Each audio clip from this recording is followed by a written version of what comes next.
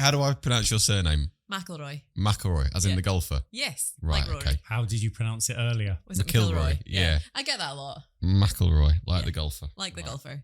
I'm going to put that, like the golfer. Seriously? Yeah, my nickname at Sagars actually is Rory. Ah, brilliant. Roars. That's his I don't think we nickname. know it well enough to call her Rory yet, but we'll by the end of the pod.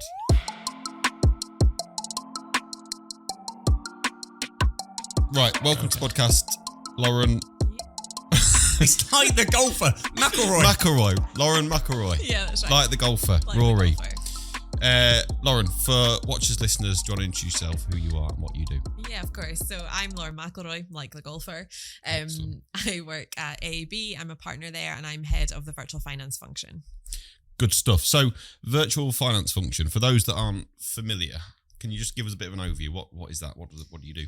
Yeah, so virtual finance function is we effectively provide finance solutions for people who either don't have any finance team in-house or have a very limited finance team. So we can do everything from transaction processing all the way up to CFO. Okay.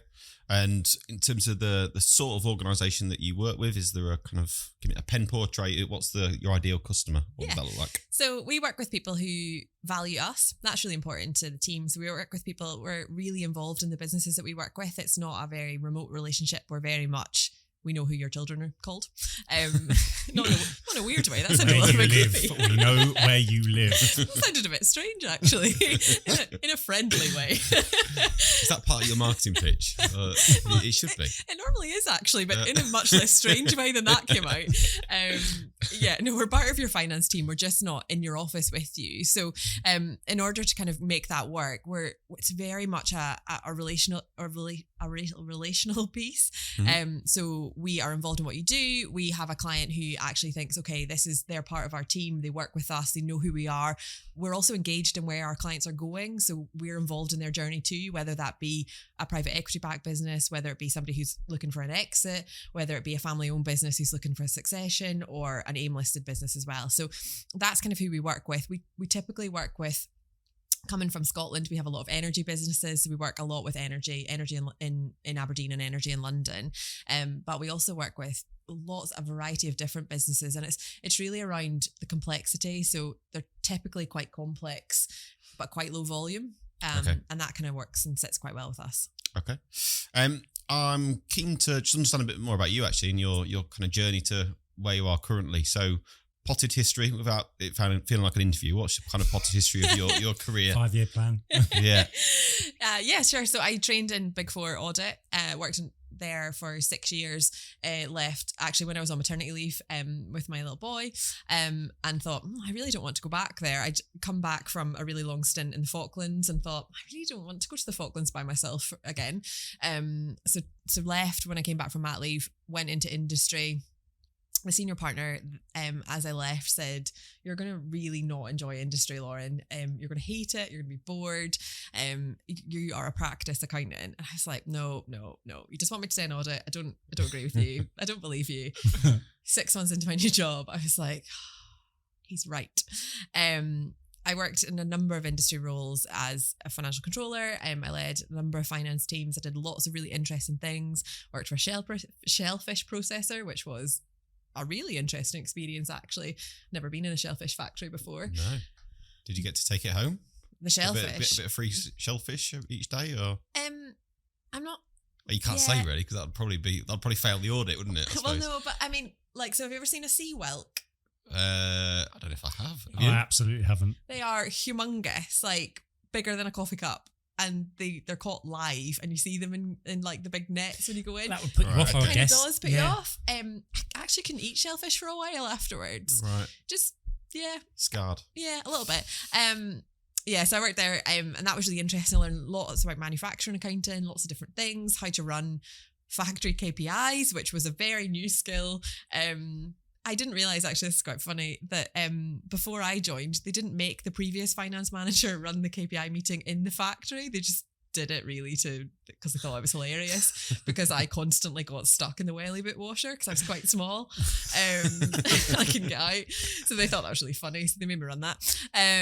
But I learned a lot of different skills. That was really, really different. So I worked there for a while, and then worked for a PE-backed business as a group financial controller.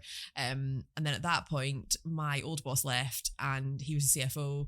And it was a kind of, do I want to be a CFO in industry? Because I was kind of at that point, what do I want to do? I thought, I'm not really enjoying this in industry particularly well. And I made a decision about going back to practice and I joined AB. So I joined AB in a kind of general role without a job, really, as a senior manager. And they basically let me design my own job. Nice. Wow.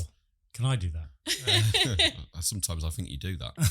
But so what made you design? Did you design the virtual finance function? And you came up with that idea. Yeah, I did.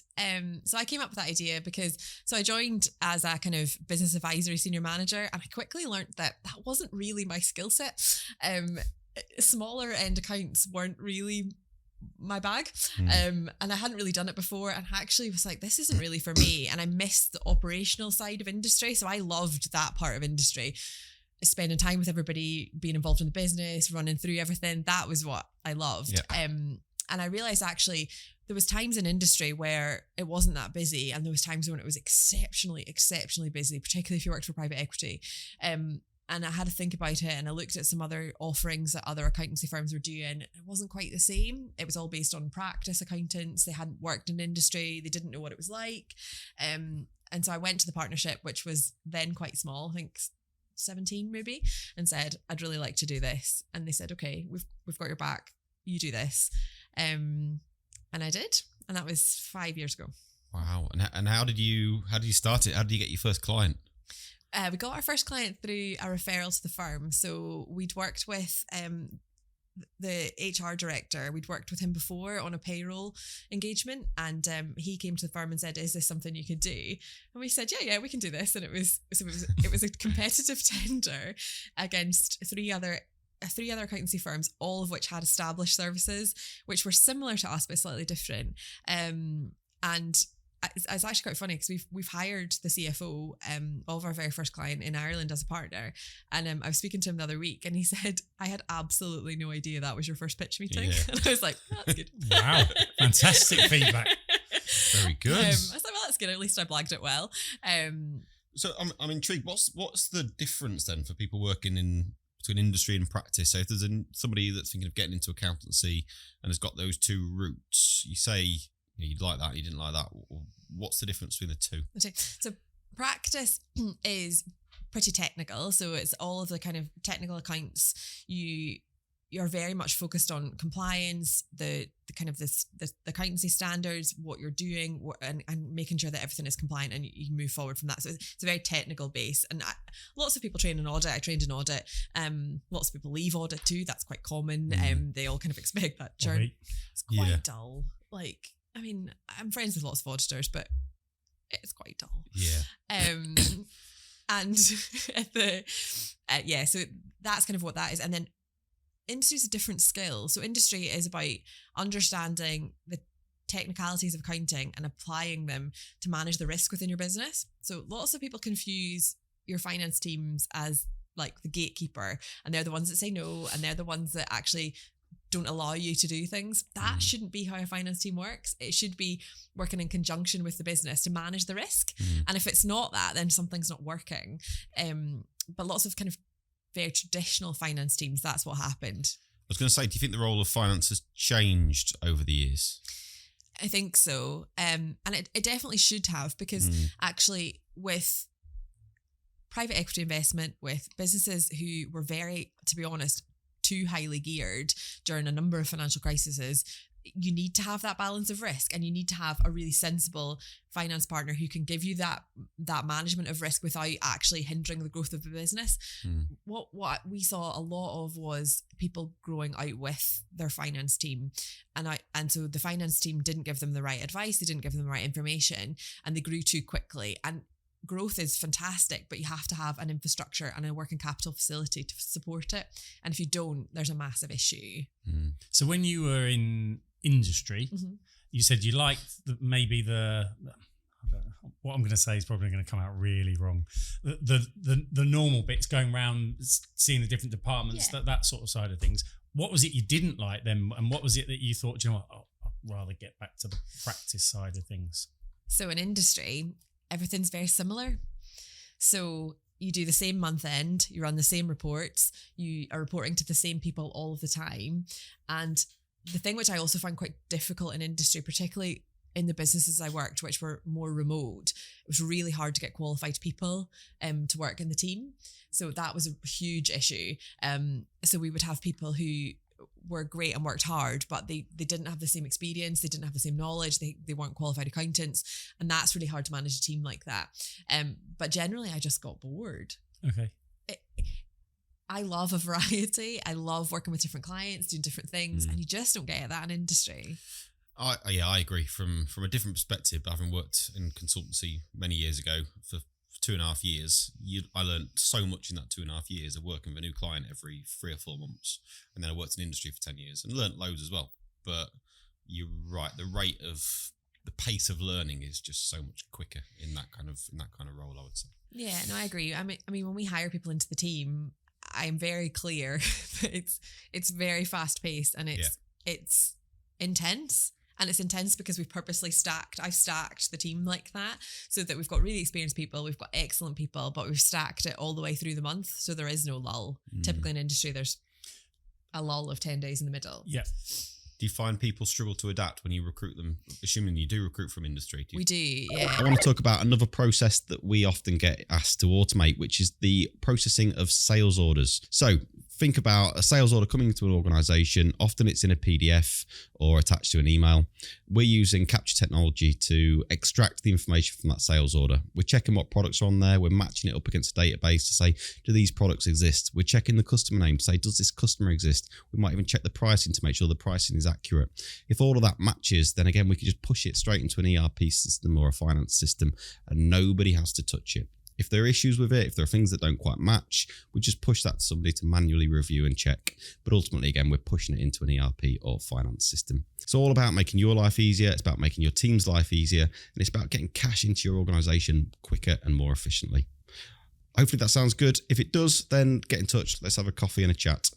Enough from me, back to the podcast. So if you've only ever worked in industry, it's a really big change. If you've worked in practice and industry, you understand the intensity of practice. So that's generally an easier transition. Whereas if you've only worked in industry, that is quite difficult. And we have to be very careful in how we explain it, because actually it is a big change. And in your recruitment, do you, because of VFF, do you look to get people with industry expertise? Or do you just think actually we can change some of the practice sort of regulars into they can go out and help in industry?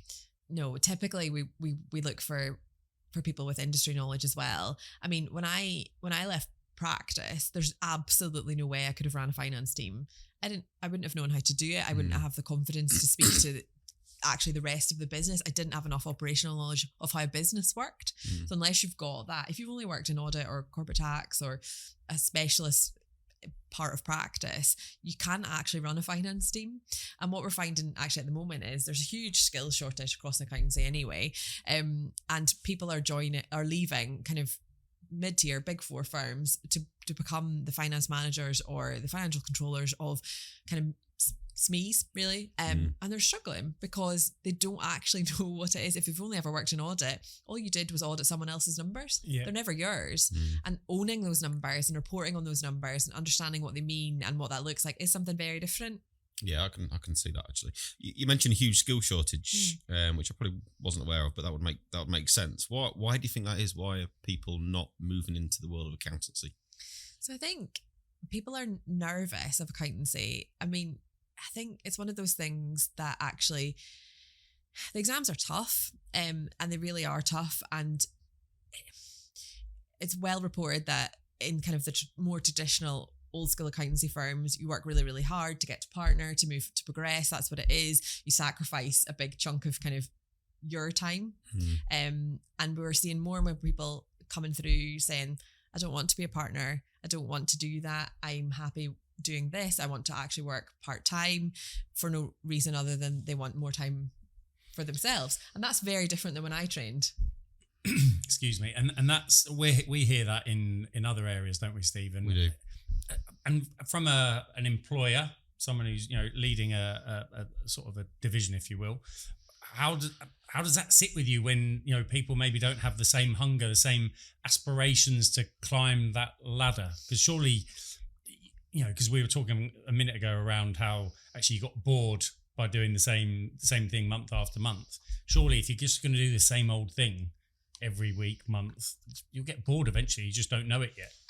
I think so. And for me, I think it's one of those things. It's about understanding what people's goals and aspirations are and helping them work towards that. So there's lots of things that we can do alongside our day-to-day job in accountancy, and it's actually about understanding what they look like. So I look after, for example, the sponsorship program at AAB, and I'm keen to kind of have people involved in that if they'd like to be involved in that. But it's about understanding actually what matters to people, and what makes them want to come to work, because it's not just around our kind of core chargeable time. And I think probably when I trained, it was very much about your core chargeable time, and that's really all you focused on. Yeah. Whereas there is a shift away from that and around kind of bigger job satisfaction and what that looks like. And if you spend all of your time at work, what do you have from it?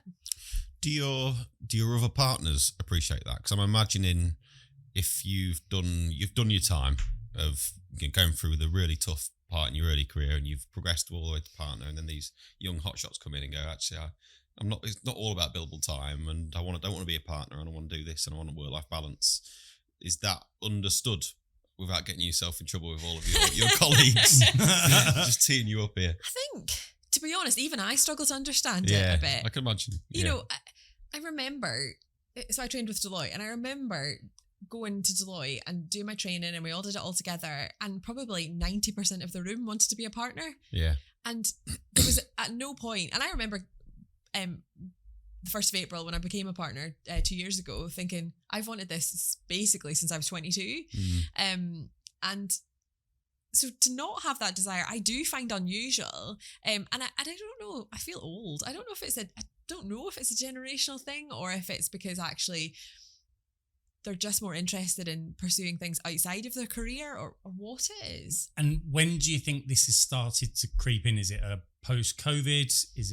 Was it pre-COVID? We have seen it post-COVID a lot. And I think everybody coming back to the office, we work hybrid, and so everyone kind of is in and out, and we've kind of changed our office so it's easy to do that, and there's lots of kind of collective working spaces and everything, and it works. But yeah, I think that kind of 22 to kind of 26 year olds have kind of all kind of come back from COVID and said, actually, I want to do something differently. And I don't know if it is the impact of COVID, working from home. It must have been really isolating working from home at that kind of age group, I think.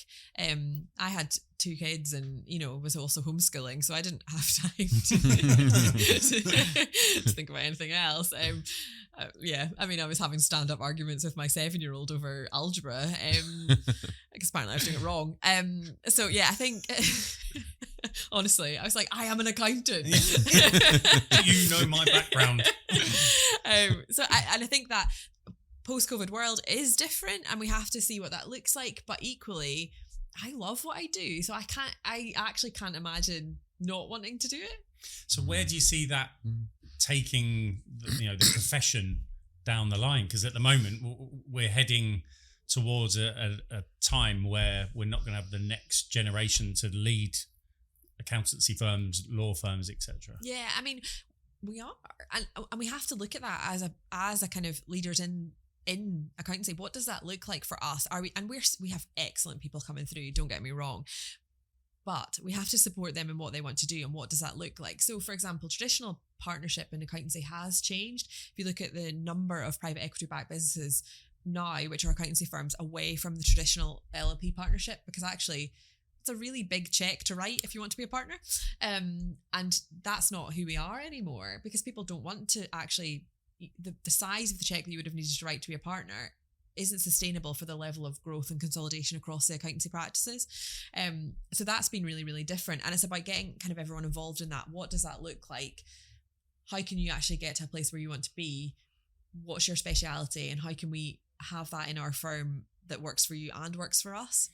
And I think that's the balance that we're looking for at AB, is what works for you, but what works for us. It has to be a joint partnership. It can't only work for the team. It has to also work for the firm. So for those not in the know, which probably includes me, what for a traditional LLP firm, what's involved in becoming a partner? What does that mean? If you're a traditional LLP, the partners own the firm. So you become a partner, you write a big check, which you normally get a loan for. It's the same with law firms. You write a big check, get a loan for and that's your partner's equity. Okay. And then the firm performs, you take drawings, and then when you retire, you get your equity back. Oh, wow. But you've kind of built that up over the course of the It's years. like a management buyout almost. Pretty in terms you get the funding yourself and you buy a share and... It's a bit like that, yeah. That's quite a good way to put it, actually. It's quite like that. So Don't compliment him. No, please do. Sorry. That can be the only one. Okay.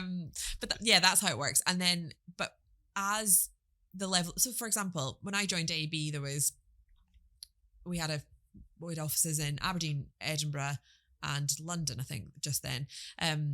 250 people at most.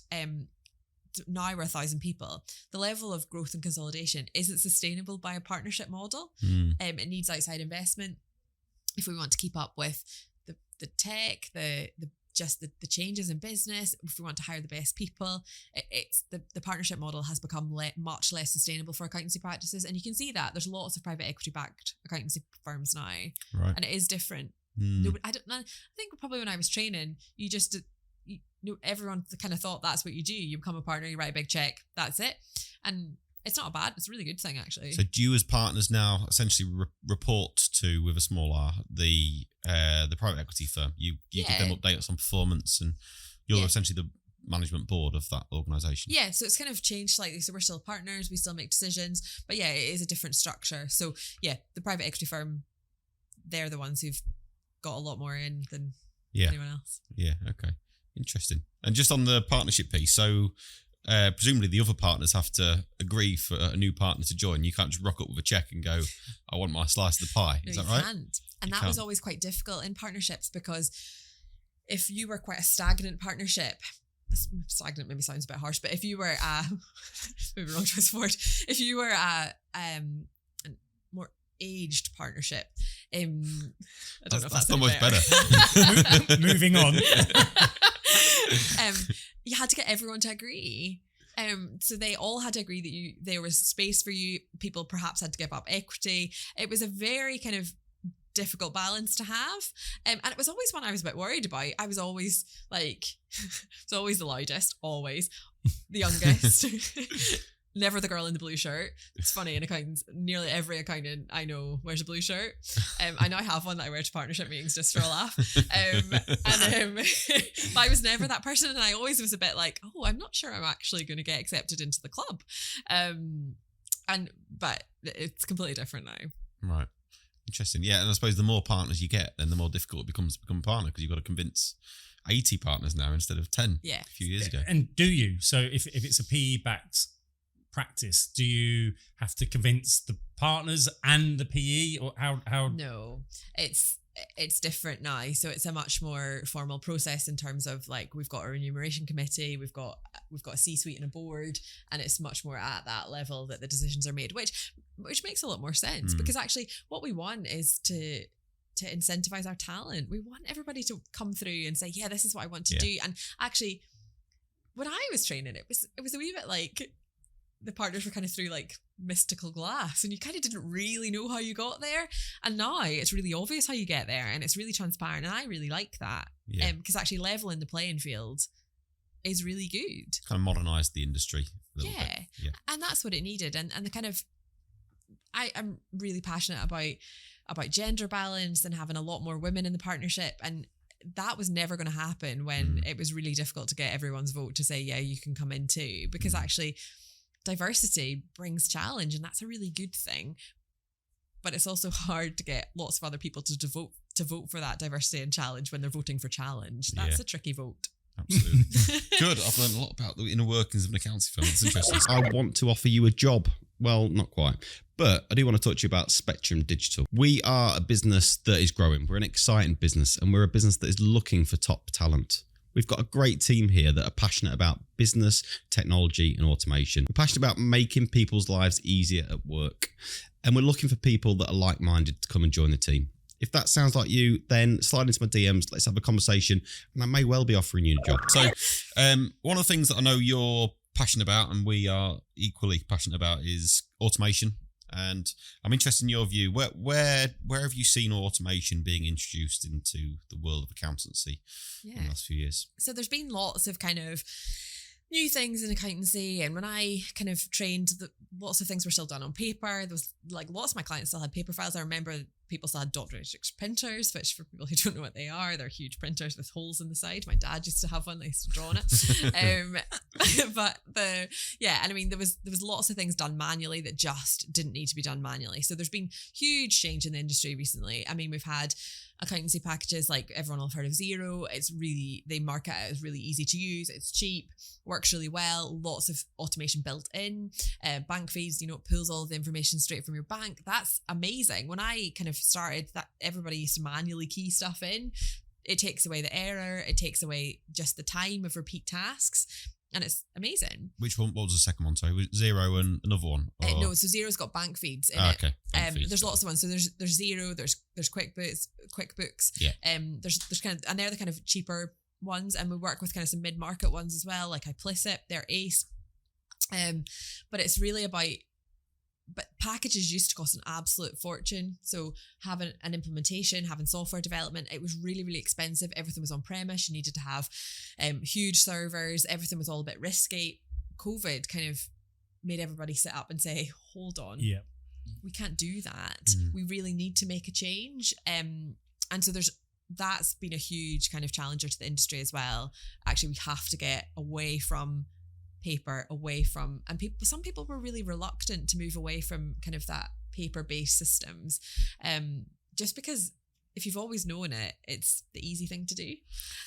But COVID really kind of pushed that because the doors were closed. Yeah, I think we saw the same, John. Just to introduce you into that conversation, what's your experience? Yeah, I think absolutely. So, pre-COVID, I was selling software solutions mainly in the finance arena. And absolutely COVID hit, and then suddenly you hear all the stories how senior directors are driving around dropping purchase invoices off for people to start entering onto the system, and we're talking sizable organizations, and you're like, this is madness.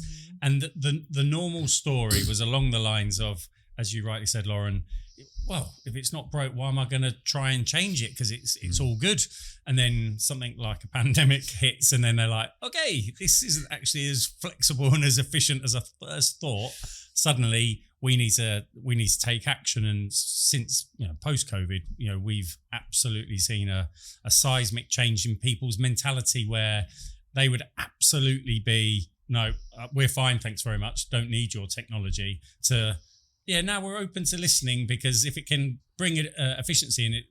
The other point, I think, is, you mentioned it earlier, people enjoying their roles. Yeah. Actually, rather than doing, you said right at the outset, well, just boring, each month doing the same old, actually giving people that variety. They don't have to input 2,000 supplier invoices a month. It's like, same tomorrow. We'll do letter B tomorrow. Don't have to do that, and that's the thing. A lot of people, COVID, for all the bad things, certainly in industry and in business, those sorts of light bulb moments where it's like, through experience, they had some real hardship, and normally it was the finance departments that were put under the gun through that period. It was, and if all of your information was on paper and locked in your office, you weren't getting very far with it. And we saw that a lot, where people were actually like, do you know what, we were frightened of the technology because it was change. We didn't think people in the business would, because realistically, if you're changing your finance system and you're changing your PO system, if you're changing how anything works, it involves most of the rest of the business, and people just weren't willing to have those conversations in certain cases. But actually they realised, we're going to have to do this. People are going to have to get on board. And you're right. Who wants to be sitting entering the same thing over and over again? Absolutely nobody. And kind of back to our earlier point about kind of attracting people to the industry, the only way we're going to actually continue to attract people is by taking away some of that repeat process, automating it, and saying, yeah, but you get to do the fun stuff. What's the fun stuff? So for me, I realised as I said that, I was like, I'm going to sound like a complete nerd.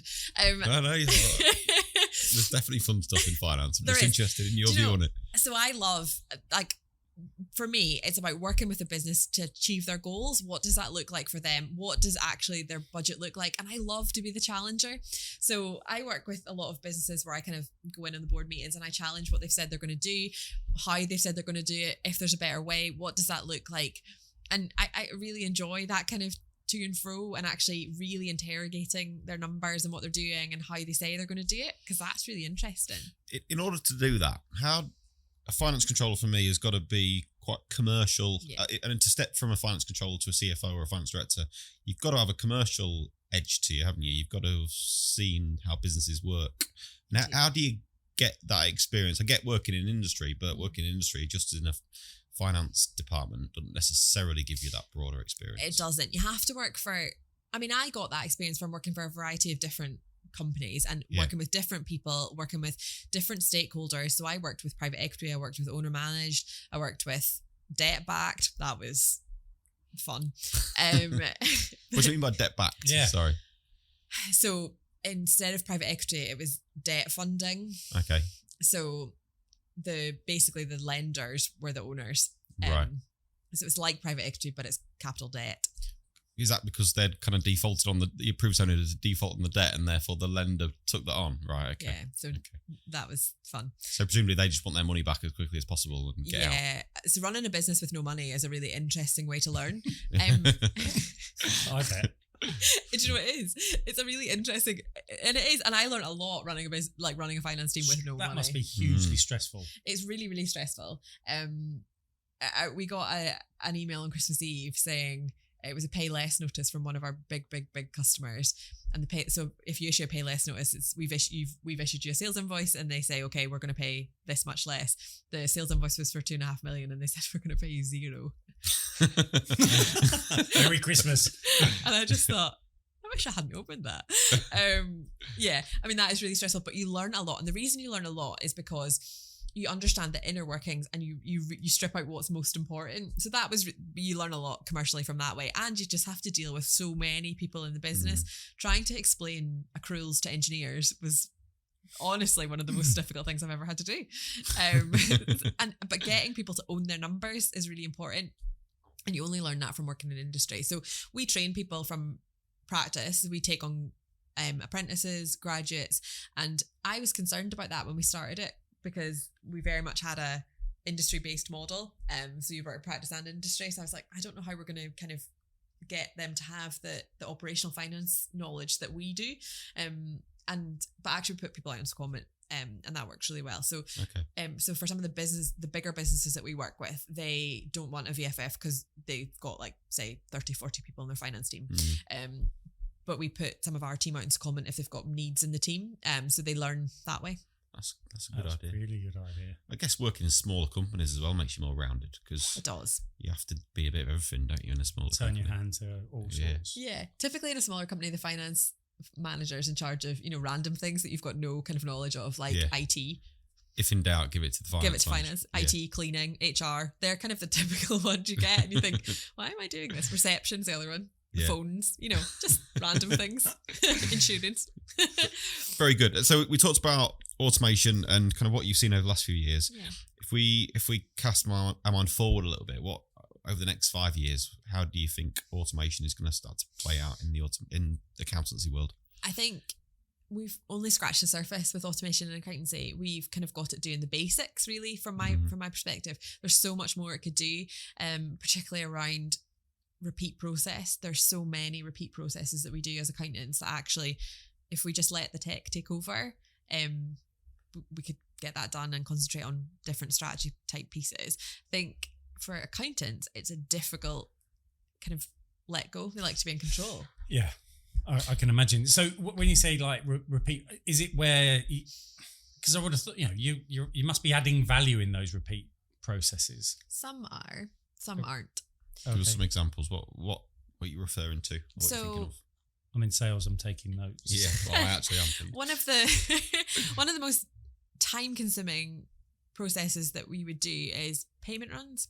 So we enter payment runs, and that takes a really long time, because no matter what you do with the bank, so you can have payment files, you can have like templates, you can do an automated backs file, but it the process just never really works. And we do that every month or every week, depending on how frequently they get paid. And that process takes a really long time. So we're actually working on an automation project at the moment to automate those payment processes. And I estimate that that'll probably take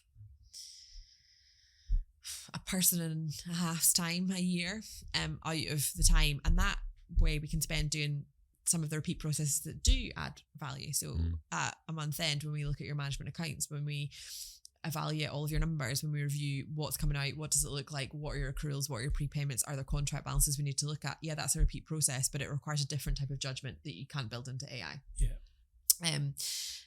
Although people are convinced that you will be able to build it into AI, which I find quite interesting. I read an article about 6 weeks ago where they got an AI to sit the accountancy exam, and they got them to sit the kind of word one, so the one that's kind of a yes or a no, so it's much less kind of judgment, and they got them to sit that, but they only got 41%. You need 50 to pass. I mean, 41's quite close. Those exams are hard, but it's about accountancy is often not a yes or a no answer. So I actually just moved house, and I got a painting for my wall, and it's a penguin cover book, and it says accountants making 2 + 2 = 5. And that kind of is what we do. It doesn't often, sometimes it just doesn't make logical sense, but it's about applying the standards plus recommended practice plus all of the knowledge that we have and getting the right answer. And that is something not typically able to be put into AI. Do you think it will be in the future though? Because it's evolving at such a rate. It's incredible. It is incredible. And you can see it coming, and you can see the changes. And I think what AI can't replace is, and I think this is probably the bit I think it'll find most difficult to replace, is we build a relationship with our customers and our clients, and they trust us and they trust our judgment. It's harder to trust the judgment of someone that you've never met, which is what AI is. Now, 2023, but our children's generation, they may be a lot more, well, I've been used to tablets and whatever that says, and Siri and whoever, so down the line. They may be. Do you see AI, there's been something recently about, the threat of AI. So where there's evidently positives, do you see some negatives down the line where it could get too far and you're like, whoa, that's not ideal from an accountancy perspective? I mean, there's always threats with everything, isn't there? And I think, there's the IT security threat, which is obviously massive, and there's been some massive cases around that just now, and people need to be really careful around that. And I think what I would find at the moment is that people are pushing AI in a way that they need to make sure that underlying tech and the security is developed that supports the business, as opposed to just driving AI for AI's sake. I think for me, it's about understanding, what problem are you trying to solve? What are you trying to do? Are you trying to take time out? Are you trying to take people out? What does it look like? Because if you can upskill your team to do something much more interesting, in terms of, say you need somebody to look after your contracts, but actually they're spending their time entering purchase invoices. Well, okay, so let's automate that part and then upskill them to do the contract part. That's really interesting. Great idea as well. Absolutely, yeah. That is, so I think sometimes there's a fear, but if I embrace this, maybe I'm kind of doing myself a disservice. Or out of a job. Correct. But you're not. Because actually what you can say is, okay, so that can do that, actually the quite boring part of my job, and I can do a much more interesting part. And I think we need to look at it like that, in terms of, okay, what can we solve, and then what can I achieve out of that, as opposed to, because I've seen loads of articles about being threatened by AI, and accountants are never going to have it, and that's just not true. There's so much that we can do that actually we just need to embrace it. What's the attitude of most FDs, CFOs that you speak to around automation and AI? And are they interested in it? Are they looking at what that could bring to them, or is it something that will probably just happen in the future? I think some are. I think it depends what type of industry you're in. I think if you're in a kind of more traditional kind of construction, like property, that it is a trickier kind of, they find it a bit trickier, and they probably would need a partner in a lot of cases, and they've got a lot of repeat processes that they need a lot of assistance with, but they often come from a more traditional background. I think there is a kind of move in some of the more tech businesses and the kind of startups. They're really keen on AI, so I think it depends where you sit in the kind of industry sector. Yeah, I think we have a lot of success. I think we help businesses that probably have been more traditional in the past Yeah. and want to modernise and don't have the knowledge and the infrastructure to get to where they need to get to, and that's where we can be that partner. But I think that's what you need to do, because realistically, if I was leaving AAB and going to join industry again, I wouldn't go somewhere that didn't have any kind of tech strategy where they were headed, what they were looking for. And so those businesses, in order to keep any kind of talent that they've got, need to partner with someone like you to actually get them there. I was going to ask actually, Lauren. So a few years ago, I went to a Leeds Law Society event, and they were talking about the attraction of students out of uni, graduates even, and how technology. So obviously law, and I'm assuming to a similar extent, accountancy has been a little bit slower. I think accountancy less so, actually. That's probably a disservice to technology, but to attract the millennials and whatever the next generation after them is. I'm way too old to know that, but Gen Z, not sure. Yeah. Bax normally knows all of that sort of stuff. Gen X. Thank you, Gen X. Their observation was, or their concern was, actually, the speed of law firms actually adopting technology to attract that new younger talent. And do you have the similar sort of thing when recruiting, the questions you get asked when recruiting from your prospective employees? We do. So I'm too old to recruit the graduates now, so I don't go to the interviews. But that's what the team are feeding back, interestingly, is we're getting asked questions about our tech strategy, about what we're doing, about automation, about how we're going forward. We're getting graduates who are giving us feedback on our kind of onboarding process and how we can improve that. And, it's very interesting, the challenges we get back. The other main challenge actually we get is around ESG and what our ESG policy is, right, which never would have come up 5 years ago.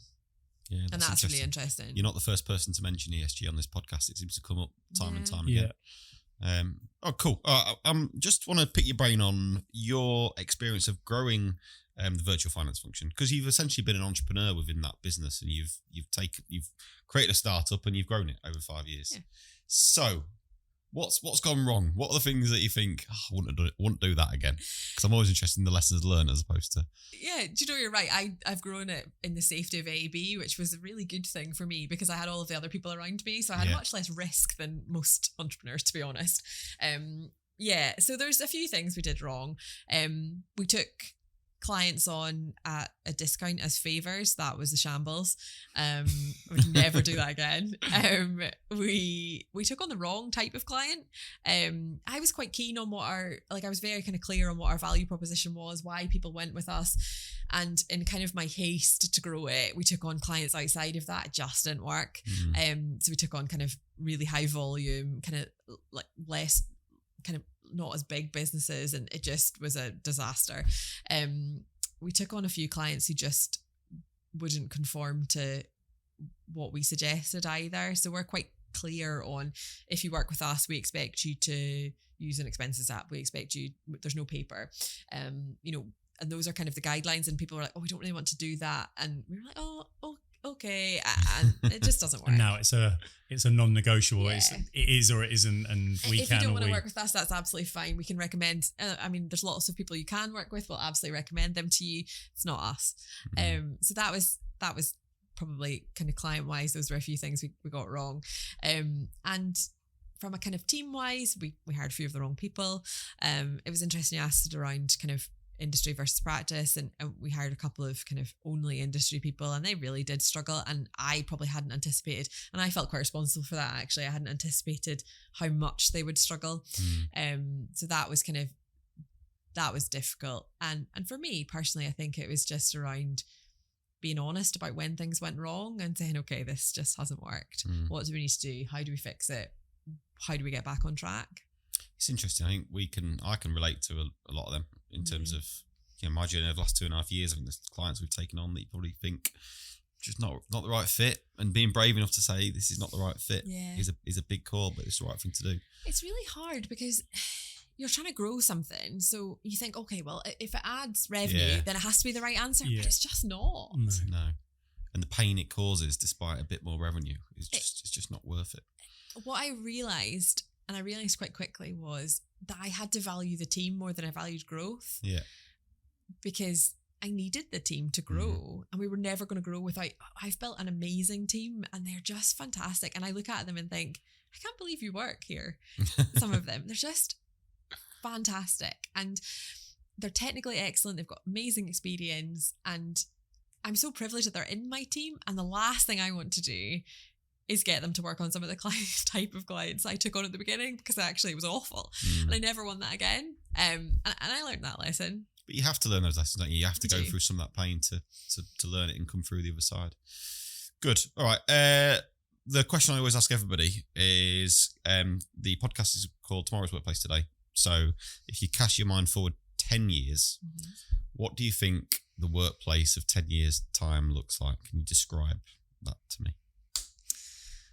So when everyone looks he didn't warn you about that No, one. he I never do. There's a hospital pass if ever I heard It's a one. test to see who watches a podcast till the end, which is nobody. But I mean, I did watch quite a lot of the podcast. I don't think I saw this question, so clearly not till the end.